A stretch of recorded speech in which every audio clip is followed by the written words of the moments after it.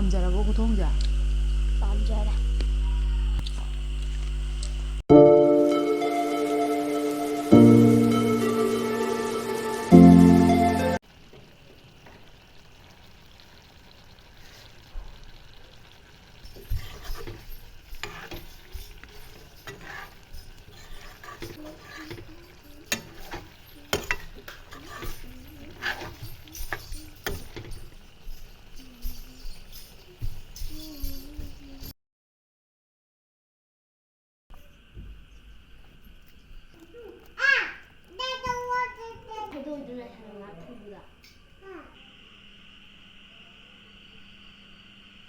Hi everyone!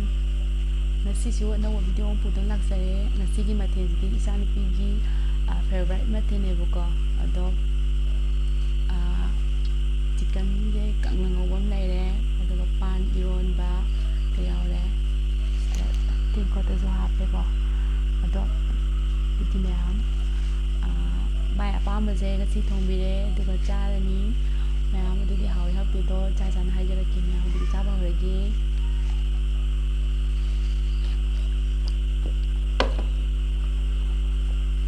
ꯆꯥꯕ ꯍꯧꯔꯒꯦ꯫ ꯄꯥꯟ ꯏꯔꯣꯟꯕꯁꯦ ꯇꯣꯠꯂꯒꯦ꯫ ꯑꯗꯣ ꯄꯨꯈꯝꯁꯦ ꯑꯃꯗ ꯄꯨꯟꯅ ꯆꯥꯕꯁꯤꯅ ꯍꯦꯟꯅ ꯆꯥꯛꯁꯤ ꯆꯪꯉꯦꯕꯀꯣ꯫ ꯑꯗꯨꯗꯨꯅ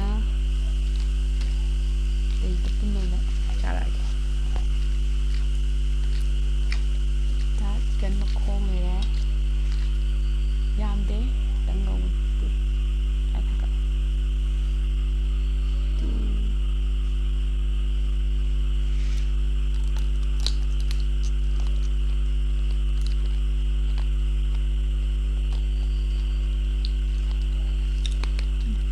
ꯍꯥꯎ꯫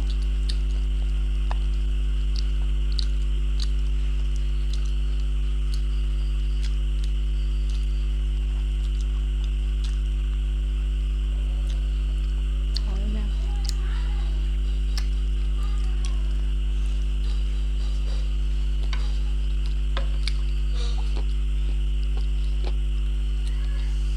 ꯊꯥꯡꯖꯤꯡ ꯃꯔꯨꯁꯦ ꯌꯥꯝ ꯆꯥꯎꯕ ꯐꯪꯗꯦꯕꯀꯣ꯫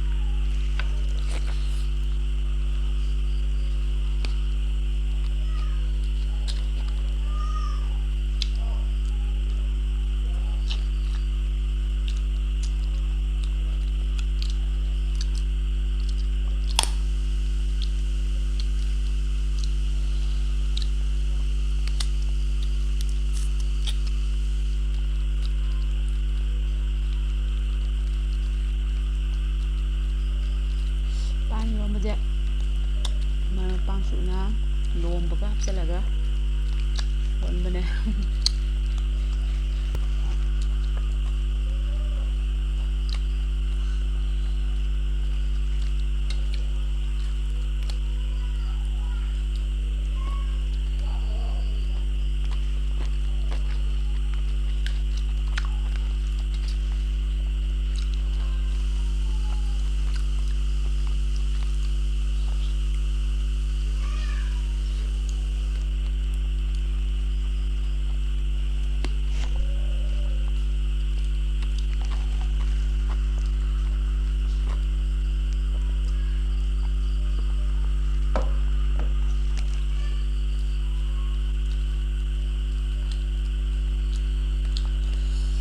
ꯍꯥꯎꯕ꯭ꯔꯥ? ꯍꯥꯎꯋꯦ꯫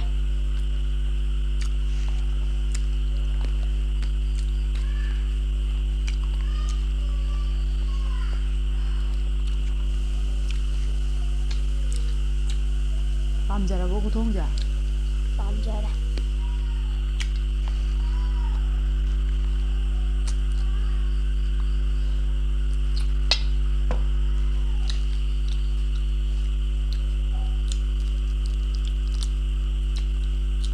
ꯊꯥꯡꯖꯤꯡ ꯃꯔꯨꯁꯦ ꯈꯔꯒ ꯆꯥꯎꯔꯝꯃꯗꯤꯀꯣ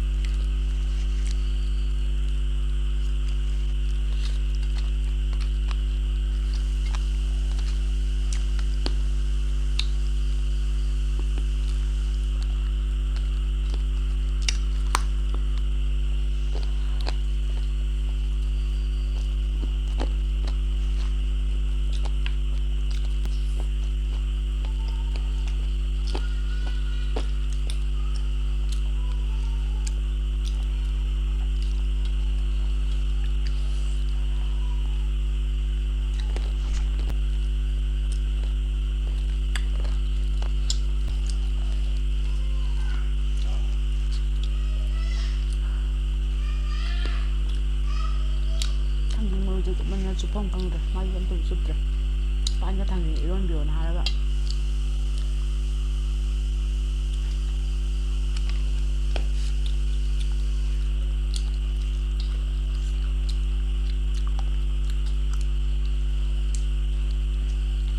ꯑꯩꯗꯤ ꯀꯨꯞꯇ꯭ꯔꯦ ꯃꯔꯨꯁꯦ ꯀꯨꯞꯄꯁꯤꯗ ꯄꯩꯁꯥ ꯁꯥꯏꯖꯜꯂꯦ